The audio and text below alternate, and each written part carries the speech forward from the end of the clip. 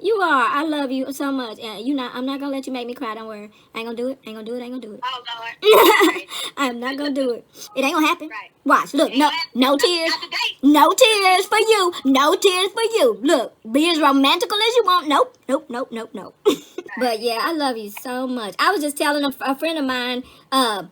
Because before I talked to you, I had to run a quick errand, and I realized I left my phone, which wasn't a big deal because it was a post office, which is around the corner. So that's why when I came in, I just saw saw that and called you right back because you must have just called. But anyway, we were talking about how people are stuck in their cognitive dissonance, of course, and we were talking about the stuff that I be talking about with my friends, and so I was like, yeah, like because we were talking about people who are grown and who are mature and stuff like that. I was talking about you, and I was using examples how, because I was talking about how, like, right now in this era, you were waking up, and I was like, that's hard for people to do, because you were talking about how they don't have the capacity to do it because they so brainwashed. I was like, yeah, and I was like, and the people that do have the capacity to do it, I mean, it's a journey. It's something to deal with that all your life you've been lied to about so much stuff that you probably shouldn't have been lied to about. And so I was like, I have a sister. I was like, but she's so mature that when she, as she continues to grow and mature and experience life, I was like, it's such a beautiful thing to watch. I was like, even when she was a mother, I was like, it's like, my baby sister who, who's an alcoholic. I was like, but she's also a disciplinarian. So, like, when the younger sister had her baby, I was telling her how, like, that time when, so I said when he was a toddler, and I was like, I remember him, I don't know if he fell in the room or whatever, and he just started crying or whatever. I was like, she's sitting there just in her seat. I was like, she want to go run to him so bad. I was like, then my baby sister was like, don't you do it. Don't you do it. Don't you go in there. So we was laughing. We were talking about accountability, and I was like, that's why I love her so much. And I was like, because she knows she knows what people are wise at and what they're like. There's some things you can't trust her. She's an alcoholic. You can't trust. I was like, but she knew that she's a disciplinarian in that area. When somebody suggested that you have him run track with asthma, and I was like, so of course initially, as a mother, any mother or anybody you love, you're like, no. I was like, but she gave it a second thought. She did some research and she did that mess. And guess what? Dude was doing good, and his asthma. I mean, he still got asthma, but he's, he got to a point where he didn't even have to take any treatment before or after the track meet. Yeah, so it actually helped build his lungs or something. Right. So I was telling her how I was like, and to me, I was like, that makes her like so much more. And I was telling her how much I admire that in you, because we were talking about consciousness and stuff. I was like, because she's such a compassionate person, that whole thing will be. I was like, so I don't say the things that I say to my friends because that's too abrupt right now. I was like, but she in the process, she paying attention, and I was like, she's seeing all this stuff happening, and I was like, it's quite the journey. I was like, so sometimes me and her laugh about that, and I'll be like, take your time, slow down, you don't wake up too fast. That stuff will throw you, when you start really realizing, it's crazy. It's crazy out here in these streets. These American streets. But yeah, but I'm glad you were there for her. I'm glad she had you, and it's just that's so important right now, because that's something else we were talking about, how everything is so traumatic for everybody has their own stack of trauma to worry about in a time of chaos, and we're not in the heart, we're not in the eye of the storm. And I was like, but wait till we are. Like, I was like, I didn't tell people my problems before because I felt, I'm an introvert. You know what I mean? And I was like, for people who are not introvert, you tell them your problems. They don't have time to focus on that. They got 17 stacks on their own in this era right here, Right. I was like, everybody got stacks on stacks on stacks. So, it's always really a good feeling to hear that somebody has someone at such a time. Just like sister. And I can't even say that I was there, when she lost her husband.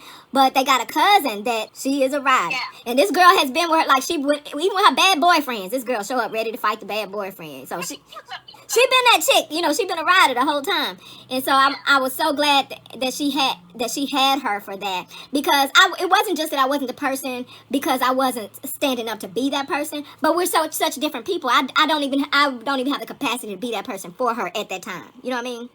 Because only now is she the type of woman that I could do that for. She wasn't that chick then. Actually, the loss grew her up into that chick. Really, tell the truth. But yeah, she's a whole different woman. I'm so proud of her right now. But I mean, I'm glad that cousin was there. She always there. She always show up.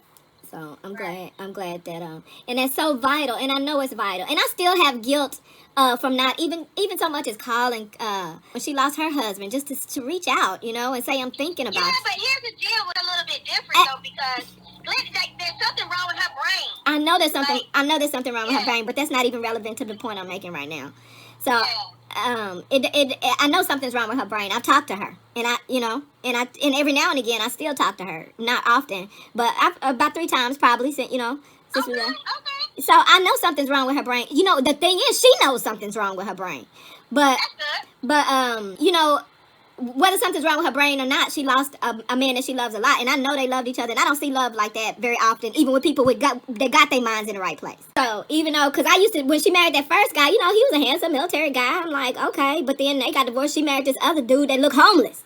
I'm like, damn. Really. But she was in love with him, and he was in love with her, and I don't know how they get her love worked out, but it was their thing. It was their shit, and she was happier, than I saw her, even with the people got different, you know what I mean? So I just, as a cousin who shared her whole parents with me, our lives. Yeah. So whatever her mind is, she shared her parents with me. So I just really have guilt and justifiable guilt. I should feel bad about that, but and I also know there's nothing I can't reverse it. But we have, I have. You weren't even living here though. So I know. You should hold that guilt. I know. You're not even living here. I know, but that's what it is, because I know her. Yeah. We got the history, and I know she shared her parents with me. So. Yeah. So I mean, that's the least that somebody can do. You know what I mean? It's just like Yeah. So just like I got a friend who I had made an account, a paid account, and this lady didn't even know me that well, but she respected things I had to say. She just needed to know where. She's like, where, and she was there. She joined, and to this day, she pay every month, and so I have a she actually is an indigo, and I thought I would never meet another indigo in my life, and you usually never would, but she is. And so she had been kind of quiet, and I know we're both the same way. We internalize. We don't share, we don't. I even wrote her one time and sent her my number, told her she could call me. I know she wasn't gonna call because she just like me. I ain't gonna call, invent nobody, ain't gonna do it. So she had been quiet the last few days, and so I went ahead and broke down, and I sent her a message and asked her how she was doing, because she's in California. I've been thinking about her since the fires broke out. Yeah. Now, if I was going to be a good friend, I should have called her and make sure she was okay when the fires broke out. But then I justified it by saying, well, what I'm going to do from over here. But even just to hear somebody gives a care, So I finally sent her a message, and she was like, you must have felt my energy. She was like, and she was like, it was good to hear from you. And I really needed to hear from you, and did me good, whatever, so showed me basically I probably should have been reached out. And so we bantered about, we went back and forth about 4 or 5 times. I knew it wasn't gonna be more than that, because both of us are the same way. We'll just stop texting real quick, and it just won't be nothing else. We just, it's weird, but it's love. It's all love. So anyway, I just reached out and told her, but sure enough, she was going through it, and I was saying, I probably should have you give me a number and call her, and just give us some love and energy. I just don't want to feel obligated, like in the future, to always then, add a person to the people I need to check in with. You know what I mean? Oh, yeah. And that's selfish. That's so selfish, but that's. Yeah. The good thing is, she is a serious introvert. Like, yeah, when we get off the phone, text me. For me, that makes it even easier. It does make it easier. It does make it easier. And when people, I was telling about when we had our phone conversation and you was telling me the stuff you wanted, I was like, I haven't had such a fulfilling conversation with a human about doing something for them in my life. I was like, she made me want to go and buy her everything. And so he wanted to, so then he was like, yeah, girl. Yeah, so actually, I haven't even picked out I have some stuff for you, but I haven't finished because he wanted to help me pick out your yeah, he wanted to help me pick out some of it, so I was like, that's so sweet. I was like, okay, cool. Did we get it from your account then? You pay for it. Good. Right? Oh, it was just so wonderful. I don't know. I just love you. Thank you. Love you more. I love you so much. And I'm so glad, that you're on this earth to touch the lives that you're on. And so he was telling me about, and actually I had said the exact same thing, but not in the profound way you explained it. He was telling me how, he's like, I was talking to her, and the way she put it, She was talking about, it was when you was talking to you, apparently you was telling him something about how you, when you was making a scrapbook, because you want to make memories, because you want to be triggered, you don't want to forget, you know what I mean? And really that's what life is about. And so when he said that, they remind me of stuff that I always tell people that lose people in death. Because you grieve, that's okay, nothing wrong with that, crying and all that. But later on, you don't want every memory of that person you love to be something that make you cry. Didn't y'all ever laugh together? You know what I mean?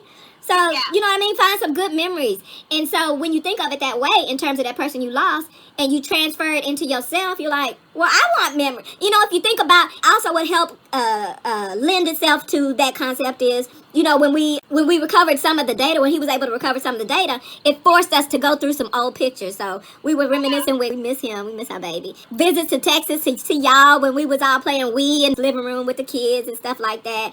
And so all those memories got triggered, and we were coming across things that we might have never come across again, but maybe we would, and it's good memories, and that's what life is. Right. You know, at the end, and so he was like, yeah, like that's basically exactly what she was alluding to, you know, to speak on memories. And that's what, like how he said he commends you for, you know, finding time for yourself. You've always been that woman.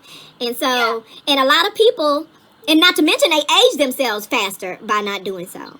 Now there's a page called, I'm guessing, I don't know if they're on Facebook too, but it's the Nap Ministry. You ever heard of the Nap Ministry? It sounds familiar. Yeah, they pretty much preach get resting, literal naps.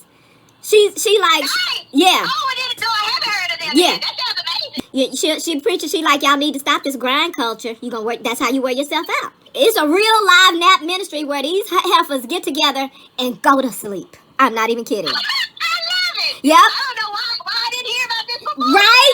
And she be saying stuff. You know, how people get all hyped up. She'll come on there and she'll be like, I wasn't here because I was sleeping. She's like, I live my message. She's like, I was asleep. She's like, and I'm gonna go to sleep. Can you help me remember, like, if Daddy passes away, there's one thing that Daddy used to call us that I want us to mention in his Girl, I thought that was just me. I thought I was the only one. No, it's our house. It's how we grew up. That was like spinach. You a little bit. Yes, you used to like the Popeye's spinach. You know that the spinach that came in a can because it had Popeye on it with olive oil and all. You weren't even around. Yes, how do you? That's how I know where that came from. Because you used to like spinach. Yeah, so stupid. So anyway, that's where she got that from. Okay. Yeah, it was a spinach thing. And I used to eat spinach. I used to like spinach too. I think because you liked it. I didn't like spinach though. I was gonna tell you, they told us all. That's part of your waking lesson, girl. They told us a lot of stuff. I remember milk does a body good. Now all of a sudden. Yeah, oh girl, we used to have milk drinking contest. You remember? Mommy used to get pissed off because we weren't rich, and she's like, I know I just bought something. Well, I liked milk for a lot of reasons, and I do remember the milk drink contest. But I used to like milk for a lot of reasons. I used to love it. Was so refreshing after basketball practice or whatever practice. I played every sport. So, but after practice, it was so freaking refreshing to me. I loved milk, and I could drink a big old quart cup of it, a 32 ounce if I wanted to. So I loved milk. And as I've gotten older, that's one of the things I really, really question, because, you know, they be sending it, but it's so much other stuff to question. But anyway, you know, they went from milk does a body good to all of a sudden we killing cows and taking their babies' food. And plus, that's why our bodies weren't meant to drink that. That's why so many people are lactose intolerant. It's so many mixed messages. It's so many the misinformation they've been feeding us about our wellness is crazy. I have a different belief, but I also don't know. So learn to trust those things, because I'm convinced at this point that those messages come from the ancestors. You know what I mean? I feel like there's some wisdom. Those things like that, when you make those, like I said, I'm of a different belief. But that doesn't make what you said, it makes some sense. So it might be something that you'll never see it in a book. But that's not, like you said, you don't have any confirmation for that. But it does make sense. And I think those are, but you can't prove that just with one kid anyway. But the fact of the matter is, I believe that those messages are sent to you for your, your parental knowledge for your black children. I believe the ancestors teach us stuff like that. Like I was telling But then again, I mean, it could go either way. But when you get messages that are so strong that are from experience, again, I think those are messages from the ancestors. Just like with me in my now I use cocoa butter, not shea butter. Not not jojoba oil. I use cocoa butter. I literally take a cocoa butter stick, part my hair, and draw the cocoa butter stick on my scalp, and it quenches my scalp like nobody's business. And I'm sitting here thinking, like, all of our young lives, people use cocoa butter in their skin. They use cocoa butter to lighten their supposed stretch marks and all that stuff. How come nobody even came up with an idea of using cocoa butter on your scalp? Nobody. I'm like, I don't know, but it ain't my job. I get these messages from the ancestors. People want to listen or they don't. I ain't trying to convince nobody nothing, but I bet you my scalp and it's so quenching that when I put it on when I draw the cocoa butter stick on my scalp feels cool in the place. It's almost like the stick is cool, and I'm like, oh my God, that feel like it's just literally on the spot quenching any kind of dryness that might have been there. So I'm like, I'm gonna do this for forever. So I started using instead of greasing my scalp, I cocoa butter my scalp. So do. And I ain't trying to tell nobody else to do it. That's just what I do now, and that's my thing. I call myself the max minimalist. You know how people call themselves to being minimalist. I'm like, girl, you ain't no minimalist. You just cutting back, because a minimalist ain't got nothing but 2 pair of shirts and 3 pair of jeans. So you ain't doing that.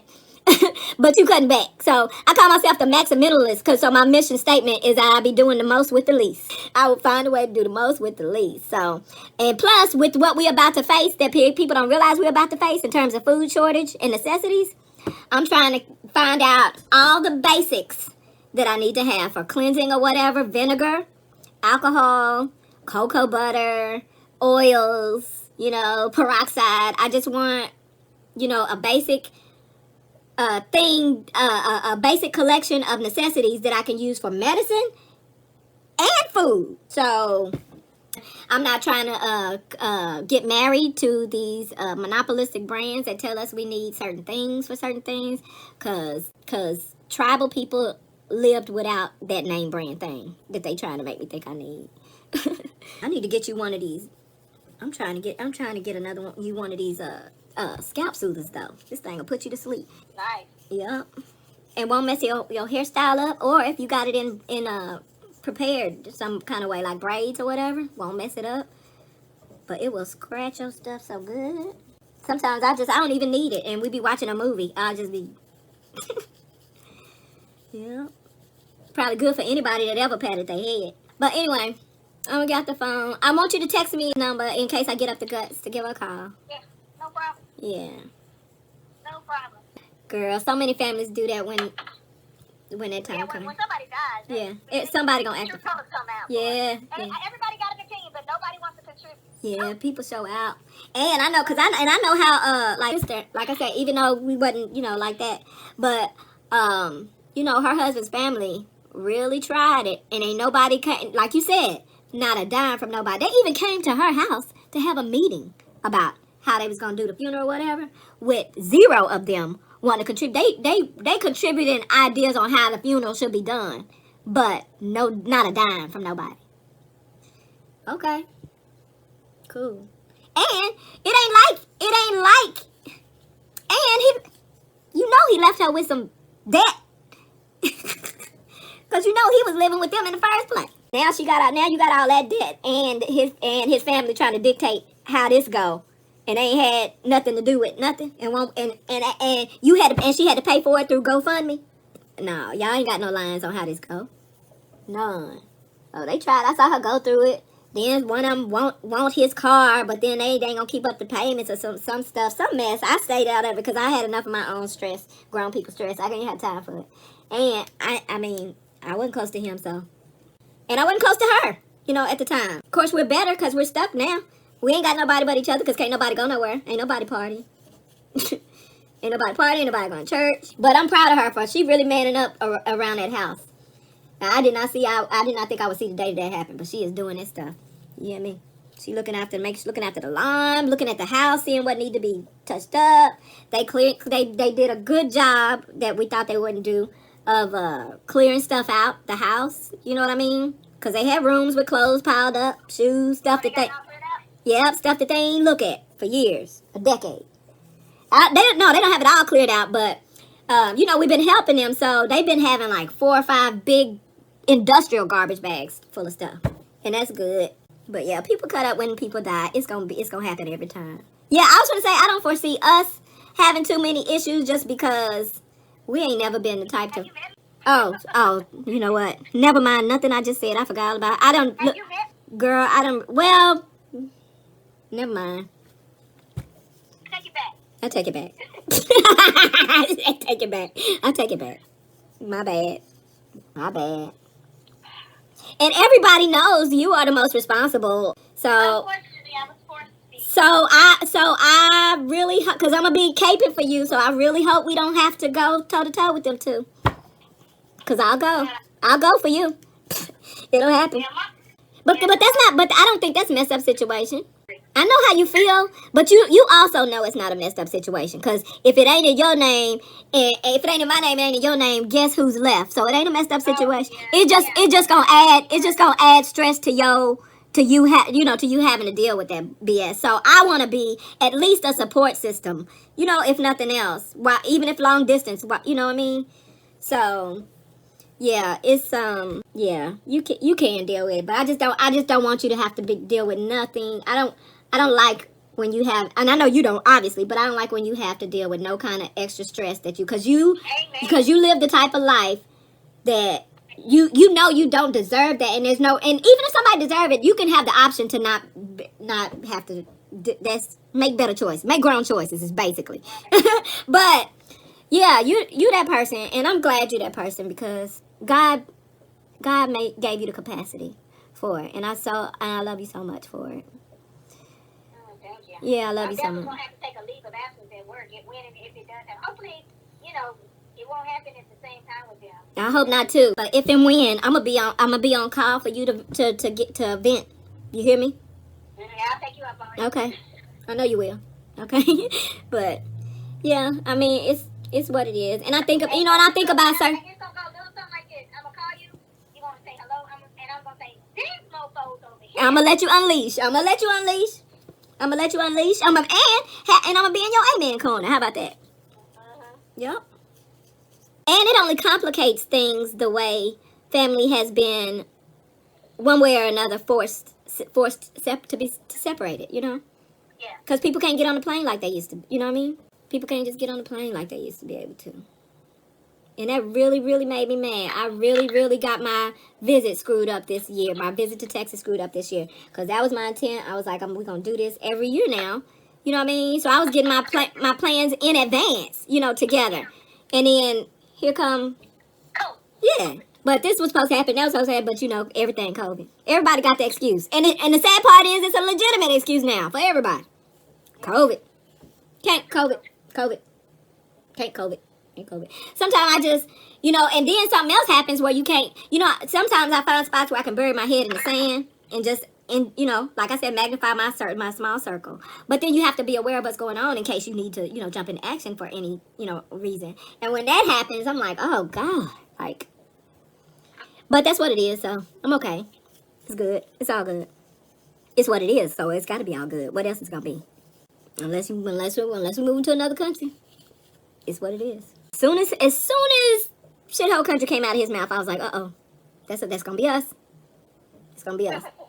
Because whenever racists accuse somebody of something, because they hypocritical. It's like they want us to be seen as violent and stuff. Guess why?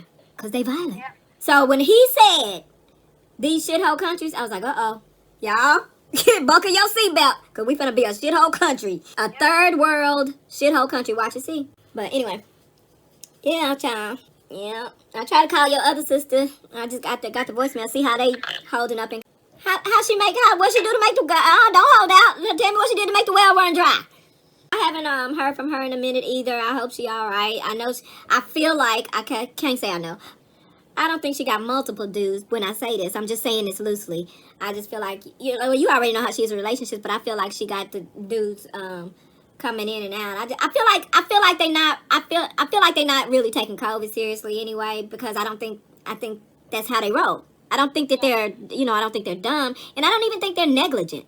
I just think that's how they roll, because I don't think they have any consistent maturity. Consistent, I think, you know what I mean, is the key word. So between her living there and living elsewhere and living a million different places, and it makes me not know if she can. I mean, she can convince me that she is, but it makes me not know if it's staying put either. And I know they're working and they're going out in the they clean up stores or whatever they're doing. So my only issue is, because I know people can't stop living, especially if they condition to do a certain thing. But I hope she's not letting too many bad dudes in and out that house. That's all I know. That's all I got to say. Excuse me. Again, I don't think it's a lot, but I don't think they're good, maybe necessarily good enough dudes to be coming in and out, around. Her choices can't be trusted. If her choices can't be trusted, then those are probably not guys I want around and I worry, but that's all I can do. And I realize I'm old enough at this point to realize that's all I can do. And that's the reason why, like, when it first got bad, I just wanted to know if they were staying put or not. And the reason why I wanted to know, I wasn't asking to even instruct them to do anything. I just needed to know, because if we lost them earlier than planned, I wanted to know, not to be mad at how could this happen. I wanted to be like, well, it's tragic and I'm crushed, but if you don't take it seriously, that's how it works. You know what I mean? So I'm like, I just need to know that I don't want to be mad at the wrong people. Is basically, you know what I mean? If I'm hurting because I lost you, I don't want to be mad at the wrong people. Because if you did it because you jeopardized yourself, I need to not just externalize that anger and lash out at people that I think, kind of like, I don't want to be mad because somebody gave it to you if I know you was out there. You know what I mean? Yep. I'm upset because I got COVID, but she went to a block party last week. That don't add up. So I'm upset because I'm upset because she got it, but if she went to a block party, then I might, be like, shit, I might lose my niece. I need to know that. I need to prepare myself. So I don't have the room for it, because there's a lot of other stuff going on in my life too, So I just do the best anybody can do. Try to listen to the ancestors, get my messages from any deities or ancestors that's guiding me, and protect it, because we be, not for some reason, I know why, because we blessed, but things be aligning, and setting themselves up for us to prepare ourselves for whatever. And I'm grateful for that. So I try to live in gratefulness these days. Thankful for every blessing. But I like to be aware, because I need to know it's just like with people. It's like, I don't be interested in changing people's minds, but I need to know what kind of person he is, so I can know to not let you in my life if I need to. You know what I mean? Like, I'm not convincing you, but I need to know you think that way. I'm not telling you to vote, but I need to know if you're the type of person that's not going to. You know what I mean? That's important to me. You're no longer my safe place. Somebody said, I don't want anybody to tell me it's a lesser of two evils. I was like, I'm saying that it's a lesser of two evils. You can't stop me from saying that. That's what it is. Just because you know you need to vote for Biden don't mean that you think he's great. This is that situation right now. But it's like, I don't care what you do. That's on you. Don't. But I need to know that you don't, and not to do nothing to you except stay away from it. You're dangerous. There's a lot of dangerous people out here. But anyway, let me get my life together. I forgot. I didn't realize it was this late. I want to make this man something besides pasta. I always make pasta when it ain't no time in the day. Because my thing is, because we've been getting bulk meat, just to be prepared. But we get wings, legs. He likes legs. And he likes dark meat, basically. But when I make like chicken pot pie, or probably something like fajitas, I probably prefer to use the breast. So, but I don't have no breast. This is chicken breast. Yeah, I don't have no breast for that. Because he don't do breast. He think breasts be dry, which they do. But when I make my pot pie, it's so good. Yeah, I think this is a combination. It may be breast, but you know what? It may be dark meat too, but it's not dry. Especially when it be real good, when it be real delicious. We look at each other and we start laughing. We like, oh, it got that solution in it.